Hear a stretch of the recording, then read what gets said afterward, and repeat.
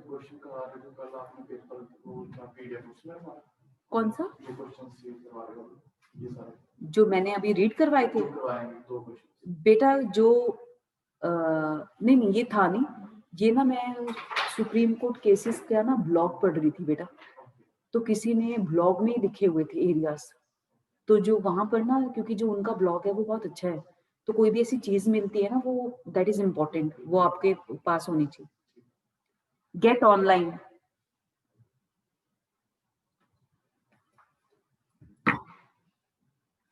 जो हम क्वेश्चंस लिखते हैं ना, हर एरिया स्टार्ट करने से पहले हम एग्जॉस्टिव क्वेश्चंस लिखते हैं, ताकि आपको जब आप कोई भी एरिया स्टार्ट करते हैं आपको पता हो आपने इसमें क्या क्या करना है। तो वो हमने जैसे डाइवोर्स बाय म्यूचुअल कंसेंट हमारा फर्स्ट टॉपिक था, हमने वो 5-6 जो क्वेश्चंस रीड कर रहे थे स्टूडेंट्स, वो हमने पेन डाउन किए हुए थे, उसी में से आपको फिर क्वेश्चंस आते हैं। तो अब हम जैसे अब आईबीओ हम स्टार्ट करेंगे तो इसके फिर क्वेश्चंस हम साथ में उसको डील करेंगे, पहले हम क्वेश्चंस ही लिखते हैं हर एरिया के।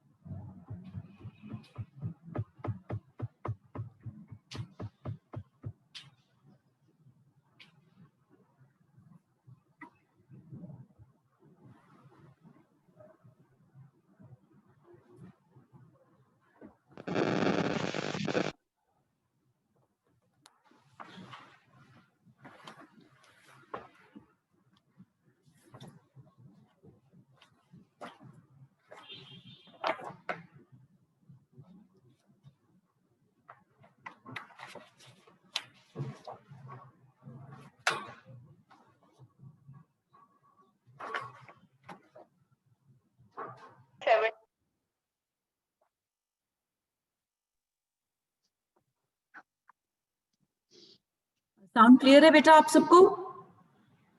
Yes ma'am. ठीक है।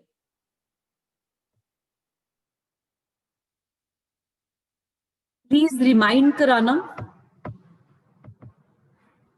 जब हम अमेंडमेंट लॉ करेंगे 2013 का डाइवोर्स बाय म्यूचुअल कंसेंट में, वहां पर हम एक और एरिया डील करेंगे, और वो एरिया क्या है, हम ऐसे केसेस करेंगे जहां पर सुप्रीम कोर्ट ने खुद ब खुद 142 के अंडर लोगों को डाइवोर्स दे दिया, और वो केसेस करेंगे जहां पर ओरिजिनल पिटीशन तो किसी और ग्राउंड पर फाइल हुई है, पर कोर्ट उन्होंने पार्टी ने सेटलमेंट कर लिया इन सुप्रीम कोर्ट, सुप्रीम कोर्ट ने खुद डाइवोर्स देने से मना कर दिया।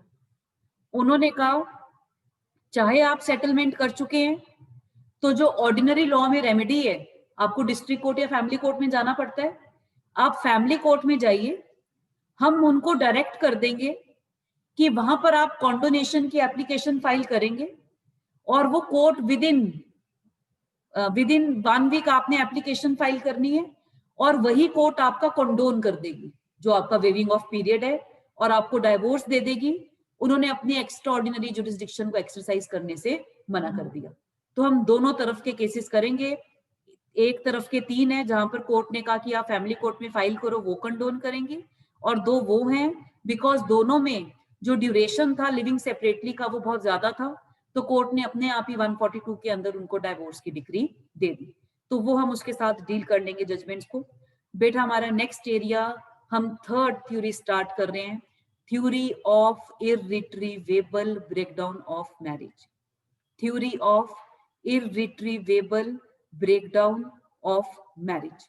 क्वेश्चंस लिखिए बेटा, इसके क्वेश्चंस लिखिए।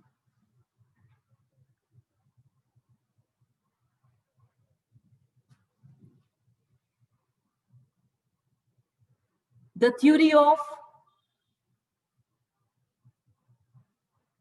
हम IBOM रेफर करेंगे, पर आपने पेपर में कभी भी शॉर्ट फॉर्म नहीं लिखनी, उसके मार्क्स डिडक्ट होते हैं, कभी भी नहीं लिखनी शॉर्ट फॉर्म किसी भी चीज की। Yes, the theory of IBOM,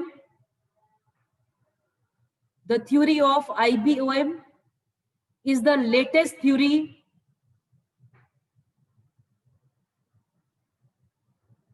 in area of family law,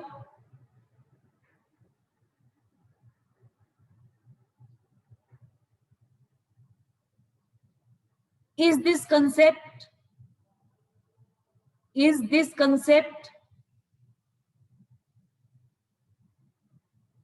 alien, ALIEN, जिससे कोई वाकिफ नहीं है, is this concept alien to our legal system?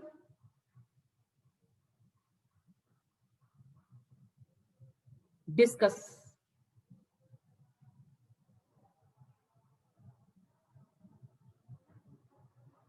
और ये क्वेश्चन भी आपको एक ऑलरेडी मेंस में आया हुआ है बेटा. दो IBOM is not a part of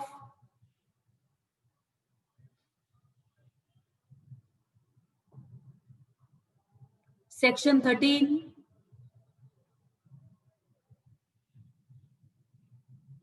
of Hindu Marriage Act 1955.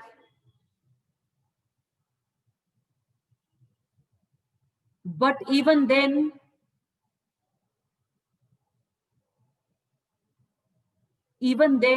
courts are invoking this concept from the last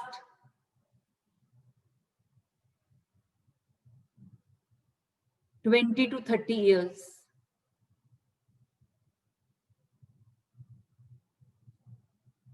Discuss the judicial pronouncements. Discuss the judicial pronouncements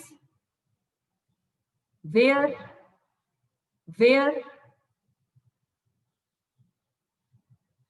the judiciary has invoked this concept. तो बेटा इस area के under हम जितनी भी judgements करेंगे वो सारी क्रुएल्टी और डिजर्शन में भी होगी. वो क्यों? क्योंकि जो केस फाइल हुआ होगा that will be on the ground of cruelty या डिजर्शन पर अल्टीमेटली जब मैटर सुप्रीम कोर्ट पहुंचा, क्यों? एक कोर्ट ने दे दिया, दूसरी कोर्ट ने रिफ्यूज कर दिया, अल्टीमेटली मैटर को सुप्रीम कोर्ट पहुंचा, तो सुप्रीम कोर्ट ने उनको डाइवोर्स देते हुए कहा कि there marriage has broken down और इस थ्योरी को डिस्कस किया हुआ है. क्लियर है? इसमें नेक्स्ट क्वेश्चन लिखिए. The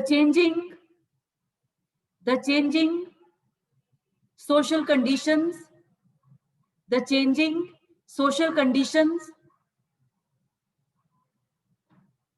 of Indian society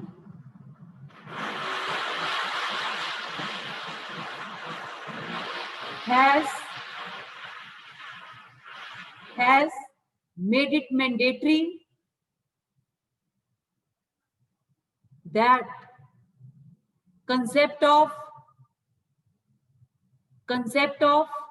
IBOM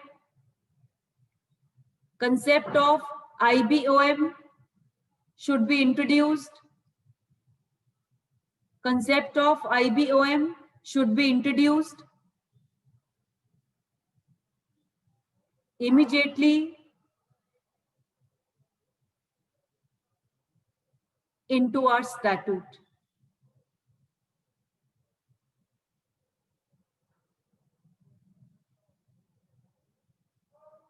Discuss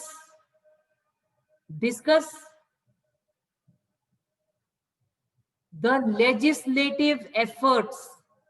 Discuss the legislative efforts for introducing